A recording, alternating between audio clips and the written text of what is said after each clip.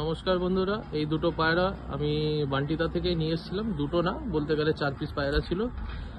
তার মধ্যে 2 পিস এখনো পায়রা উঠছে, আকাশে আছে। বিশ্বকর্মা পুজো, ওই জন্য পায়রাগুলো এখন ঘুড়ির জন্য নামতে পারছে না। এমনি ওই পায়রাটা উড়ান মোটামুটি 7 ঘন্টা 8 ঘন্টা আমি পেয়েছি। ঠিক আছে, পায়ে প্রত্যেকটা পায়ে রিং আছে। ভিডিও করার উদ্দেশ্য হলো একটাই, যে যারা নতুন পায়রা প্রেমী, যারা নতুন পায়রাবাজ, তারা তো অনেক লোক থেকে পায়রা কেনে। আমিও এক সময় কিনেছি এবং পয়সা দিয়ে সবাই কেনে।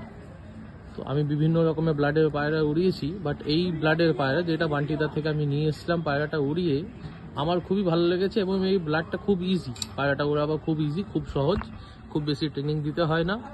তাই আমি ভিডিওটা করছি যে এই পায়রাগুলো, মানে যারা নিউ কামার, যারা নতুন ভালো পায়রা পুষতে চায়, তারা যদি পায়রা নিতে হয়, মোটামুটি বান্টিদার থেকে তোমরা পায়রা নিতে পারবে। একটা ভালো রেঞ্জের মধ্যে তুমি পায়রা পেয়ে যাবে এবং পায়রাটা খুবই ভালো।